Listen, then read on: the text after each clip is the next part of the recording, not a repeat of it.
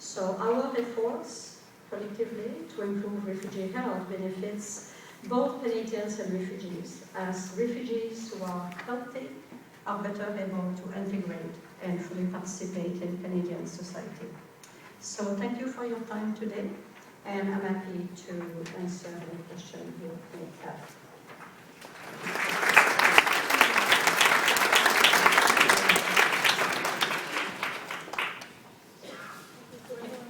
Please step up to the microphones. And again, let's be discussing policy.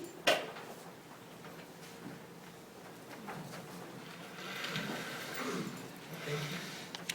So, Kevin Putty from Ottawa. Thank you, Dr. Grondin. I just have to say that there is an elephant in the room, right to health, and I'm just finding it so uncomfortable. I find it uncomfortable because I'm not actually uncomfortable that CIC has withdrawn its support for right to health to migrants, but I can't understand why you're not working with the provinces to make sure that we achieve this in a different way. So you want to work internationally, which I think is really important. Someone has to do that. But how could have this happened without working with our provincial health systems? The elephant you are talking is, you are referring to IFH, even you didn't name it. I think it's what you are alluding to, correct? So in the partnership, we do work, in fact, with the PT. We have been in regular communication with either bilateral PT who wish to discuss and see whatever they want to discuss to try to fill gaps or something like that. But we're also working with the platform that is under the Ministry of Health, which is the portfolio platform, which is the FPT table at Health Canada, where we have been presenting, discussing some health issue related to impact of the IFH reform. And from then, again, we have been working individually with provinces. So could you tell us what the ministries of health in different provinces are saying to you when you ask them to help look after some of these orphan migrants? Well, I'm not privy to share that information on this platform today, but I would certainly recommend that you ask the question to the Minister of Health what they said.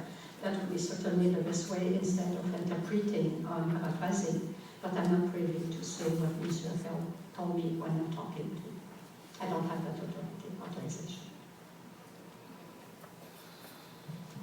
Hi, this is Mike Dillon from Winnipeg. On that issue, thank you very much for coming and standing in front of this audience, by the way. On the issue of the conversations between CIC, the federal government, and ministries of health, on the basis of my conversations with some of the representation of the Manitoba government's chiefs of staff, those conversations have been extremely limited, adversarial, and non-productive. So you mean the Minister of Health of Manitoba is adversarial? I'm not sure I got right your message. No, the adversarialness seemed to come from the federal government, and Manitoba made significant efforts to try to step forward and fill the gaps for refugees whose services had been cut off during the IFH cuts, and there was very little conversation. From what I was able to gather, and I'm not party to all the conversations, but the chiefs of staff indicated that they had to go extra distance as a province and take on the costs that were dropped by the federal government, and the support for any of these initiatives from the federal government is extremely limited, and the costs have been borne so far in Minnesota by Manitoba taxpayers. Thank you. I'm taking note of what you say, but it's not my experience, at least for my discussion with PTs. Any other questions?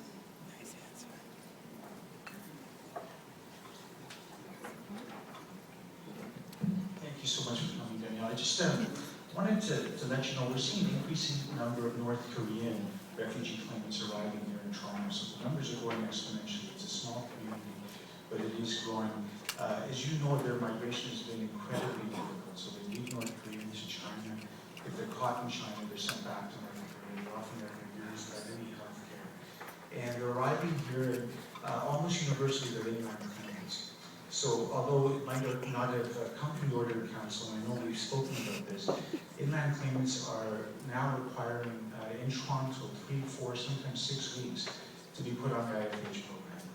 In that period of time, they have no health insurance. So the question really I had for you is that for many of us, this is a huge concern, not only for the migrants, but there's public health risks that come from not having people covered in those first few weeks here in Canada.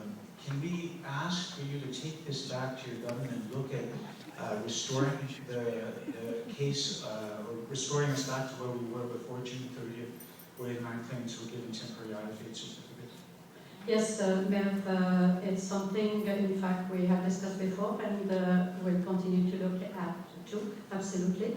But anyhow, just information, just people, is that refugee claim can be made at the airport, at point of entry when they arrive. Refugee delay in refugee claim often happen for those when they are made inland. When people have been in Canada and for reasons of their choice, they decide to often not return and make a claim inland a few weeks later. So by the time they take an appointment. So these are compounding factor, but I hear what you said, and it's certainly an issue that we are still looking at and so on. And yes, I will bring it.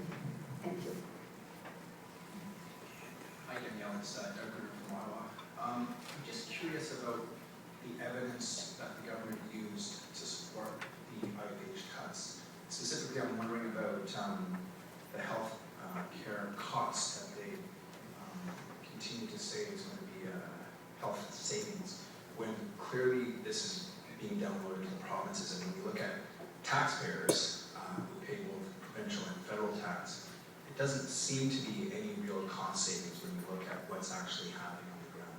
So I'm just curious what type of evidence the federal government used, if any, to support these cuts. But the thing is that there are the data, yes, but again, as I mentioned, the IFH are for the refugees. So those who are refugees, as it is, assessed refugees, their cuts have not been almost at all, or not substantive. Where the cut has been impacting are for the groups who are really failed refugee claimant, and who in fact are not have been determined by various processes that they are not in need of protections. So that's the reason that it's some of the confusion there. But when we talk about the refugee health and those of the refugees requiring protection, they are covered like almost like according to the healthcare that province cemeteries give. Refugee claimants, because we don't know, they claim, so that's fair. I mean, we cover them on the healthcare coverage, which is similar to what Canadians receive, the time that it's determined if they are in need of protection or not. And it has been well publicized, and it has been out that less than 50% of claimants do not require protections. So this has been part of why the policy has been framed around the eligibility of people to ascertain that those requiring protections, those being in the process of claiming protections until we know, they are covered to a degree that is similar to what Canadians receive. This is the other categories that are receiving different, and those, yes, they have been impacted, but they are in another category that has been deemed not requiring protections. So the only thing I guess I disagree with is the fact that, and this is I think what I hear over and over from Jason Kenney, is that they're only targeting failed claimants. The reality is they're actually targeting all refugee claimants, and as you point out, 40% of these refugee claimants become Canadian citizens. So this is quite concerning that we're actually preventing some of the newest and most vulnerable Canadians. Again, 40% at least will become Canadian citizens, and not very welcoming to Canada when we are focusing on the potential failed claim. The other reality too is that no matter what, you still haven't answered the question that even these failed claimants, there's going to be a downloaded cost. So if the federal government had stepped up to the plate and just dealt with the problem, because again, we're only talking about $20 million a year, then we wouldn't be downloading the cost of the promise. And clearly, it seems to me, and I think if you talk to any healthcare economist, they would agree that there's no question this is increasing the cost of the taxpayer. One more question, Paul? Thank you. So it's Paul Bulford from the Volunteer Clinic in Scarborough, one of the providers. We've been at this for about 14 years now with the uninsured. And I want to pick up on something that Meb and you just discussed, which is a large change we've noticed since Canada Day 2012. We, in the past, were seeing our refugee claimants receive their IFH at their port of entry. That's not happening anymore in many cases.